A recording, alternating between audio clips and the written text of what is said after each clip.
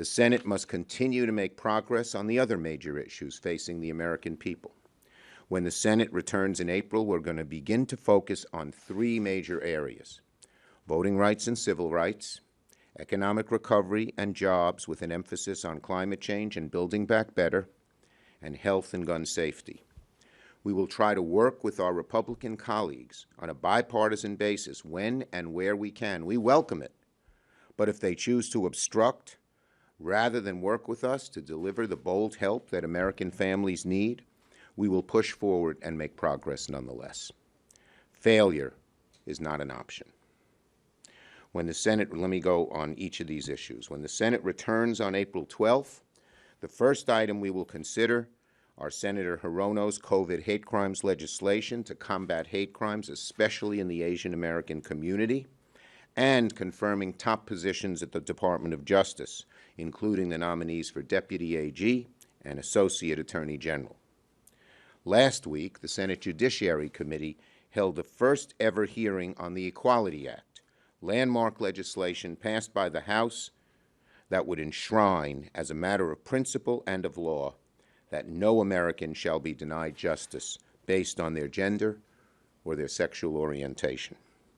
At the same time, the Senate Judiciary and Rules Committees have started their work responding to the concerted nationwide attack on voting rights of millions of Americans that we haven't seen since the era of Jim Crow.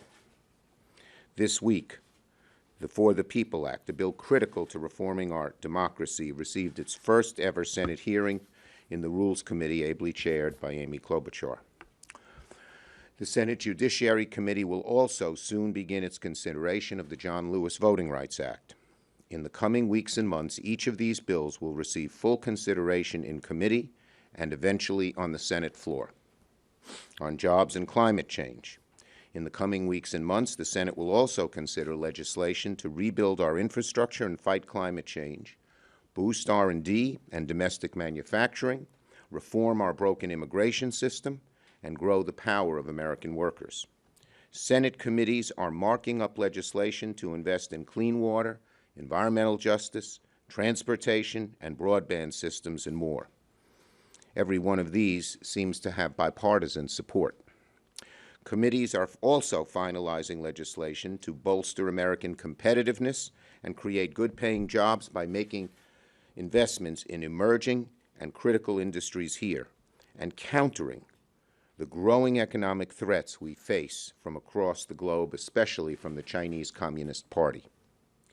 We will also continue to coordinate with President Biden and his administration on their proposals to build back better.